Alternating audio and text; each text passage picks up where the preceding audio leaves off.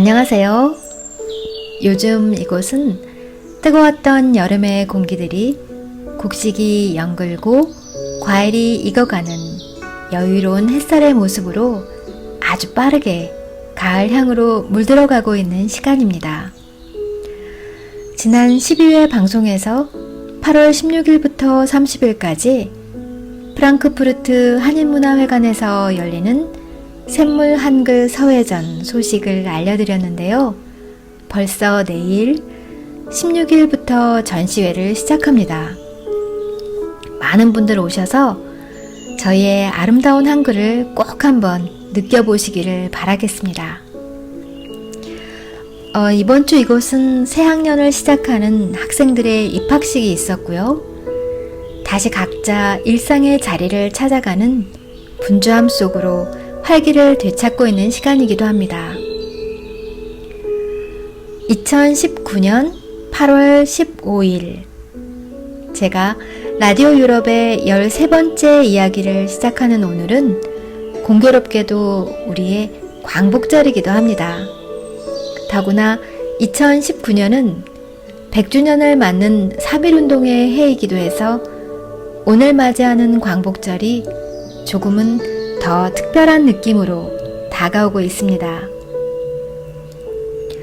잃었던 나라를 되찾기 위한 역사는 우리에게는 너무나 아픈 이야기이지만 지난 시간을 통해 저희는 역사를 잊으면 안 된다는 교훈 또한 다시 한번 되새겨야 할 것 같습니다.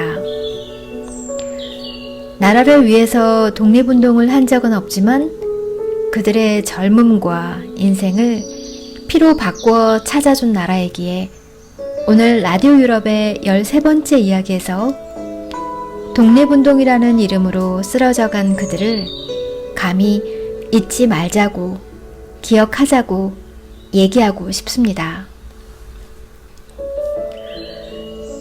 27년 고작 27회라는 짧은 생을 살았던 윤동주 시인이 형무소 수감 중에 동생과 매달 초 편지를 주고받았는데요.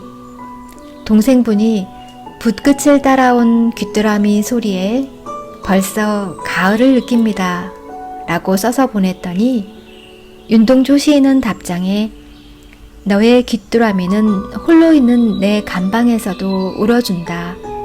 고마운 일이다 라고 하였답니다. 문학을 공부하고 시를 쓰고자 했던 나라 잃은 젊은이. 일본에서 체포되어 잔인한 고문과 알 수 없는 약물 실험의 대상이 되어버린 그 참담함과 비참함을 저희는 상상하기조차 두려운 일입니다. 숨막히게 조여오는 공포만이 있었을 것 같은 독방에서 이렇게 가을을 만날 수 있는 그는 정녕 하늘이 허락한 시인으로 태어난 것 같습니다. 죽는 날까지 하늘을 우러러 한 점 부끄럼이 없기를 잎새에 이는 바람에도 나는 괴로워했다.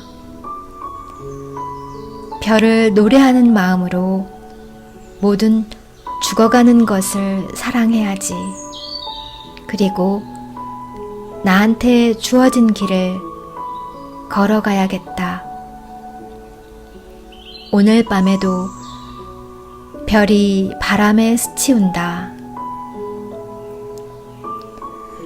한국인이 가장 사랑하는 서시입니다. 학교를 다닐 땐 이러한 뜻도 다 헤아리지 못하면서 그냥 점수 하나 올려보려고 이건 이 마음이야 하고 달달 외워버린 생각이 납니다. 지금 읽어보면 어떤 마음이었을까? 그가 무엇을 시로 표현하고자 했는지 솔직히 그 깊은 마음을 아직도 다 알 수는 없지만 항상 그의 문학에서 우리는 끊임없는 자기 성찰과 부끄러움으로 암울했던 시대, 꺼져가는 나라의 불씨를 되살리기 위해서 조용히 희생하고자 했던 그 젊은 마음이 아픔으로 고스란히 전해집니다.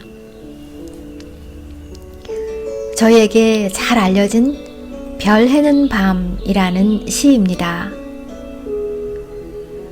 별 해는 밤. 계절이 지나가는 하늘에는 가을로 가득 차 있습니다. 나는 아무 걱정도 없이 가을 속의 별들을 다 해일 듯 합니다. 가슴 속에 하나 둘 새겨지는 별을 이제 다 못 해는 것은 쉬 아침이 오는 까닭이요, 내일 밤이 남은 까닭이요, 아직 나의 청춘이 다하지 않은 까닭입니다. 별 하나의 추억과 별 하나의 사랑과 별 하나의 쓸쓸함과 별 하나의 동경과 별 하나의 시와 별 하나의 어머니, 어머님, 나는 별 하나의 아름다운 말 한마디씩 불러봅니다.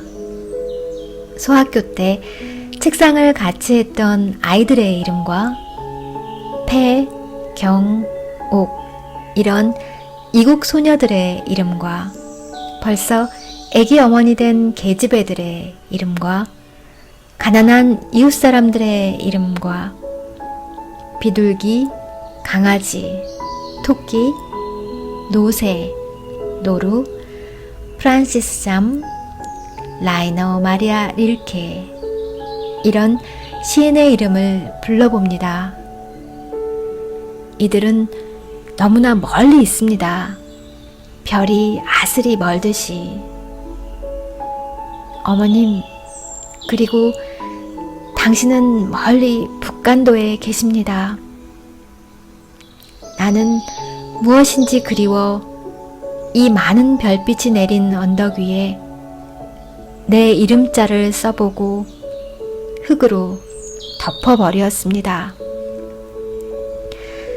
따는 밤을 새워 오는 벌레는 부끄러운 이름을 슬퍼하는 까닭입니다.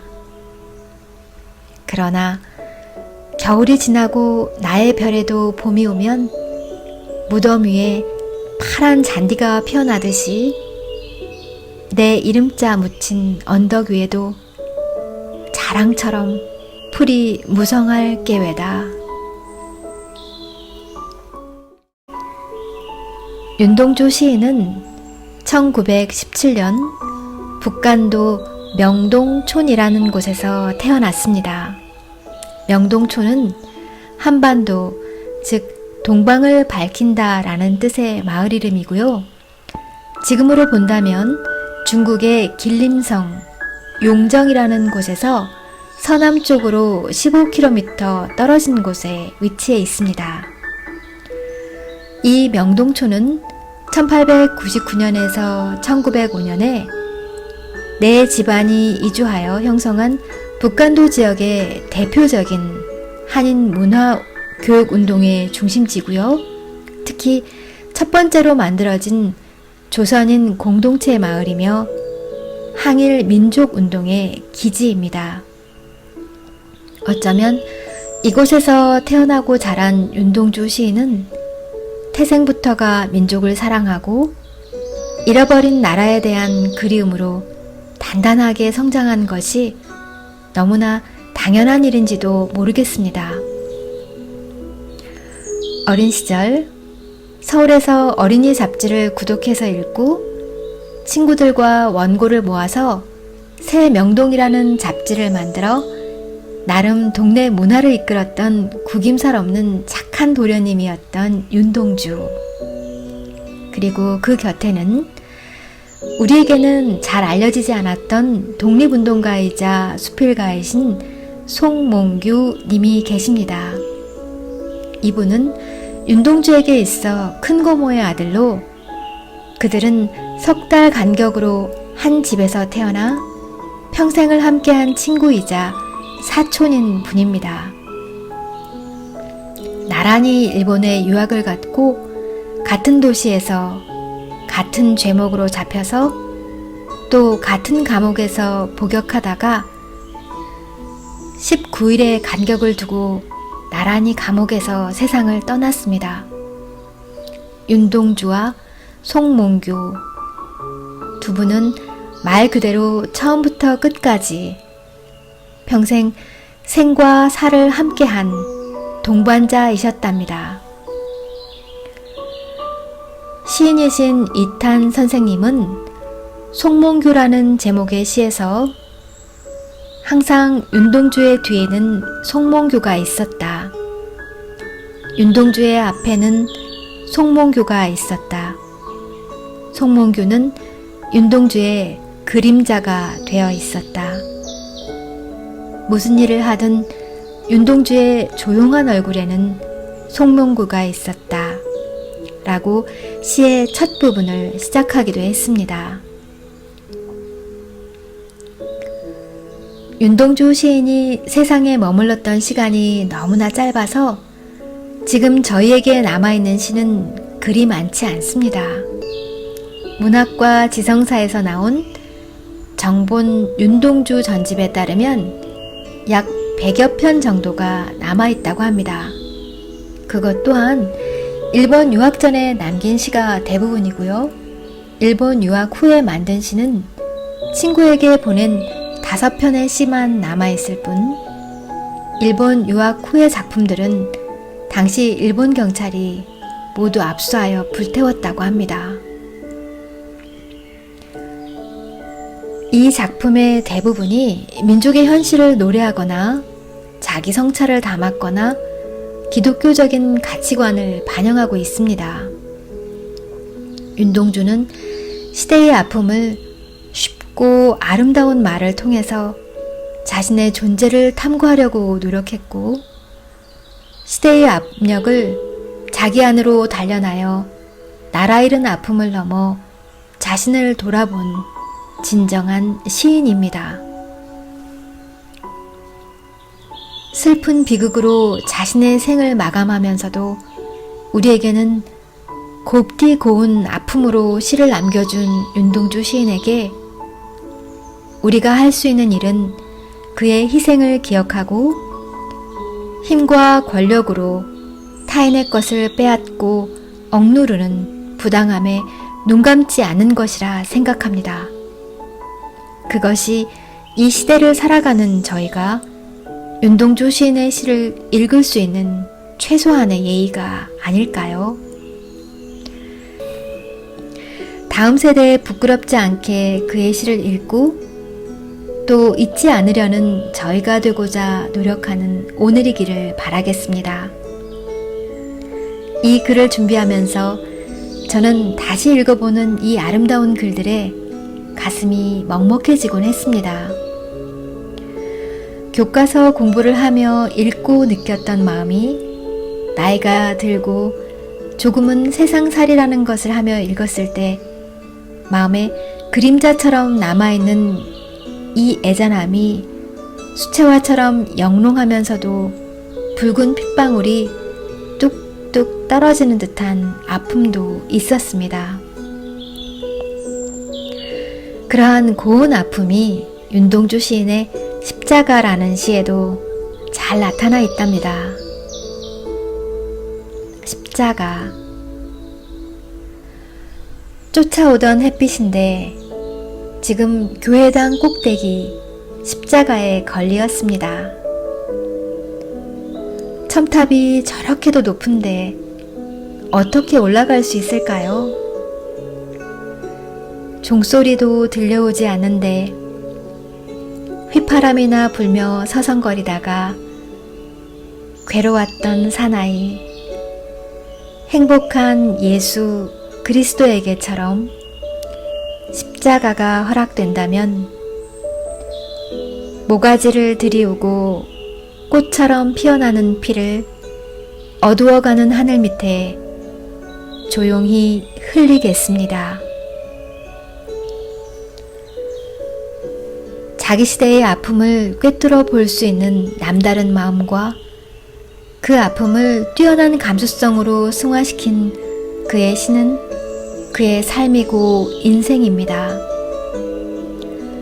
세월과 아픔을 뛰어넘은 윤동주 시인의 글들에 감사하며 우리에게도 이렇게 위대한 시인이며 문학가, 또 나라를 찾기 위해 온몸으로 시를 썼던 시인이 있었음에 진심으로 감사하는 8월입니다. 더위가 급하게 가을옷으로 모습을 단장하는 이 시간, 아침 저녁 갑자기 뚝 떨어진 기온에 감기 조심하시고요. 오늘도 기쁘고 넉넉한 마음으로 다져지는 행복을 만들기 위해 라디오 유럽은 노력하겠습니다. 감사합니다.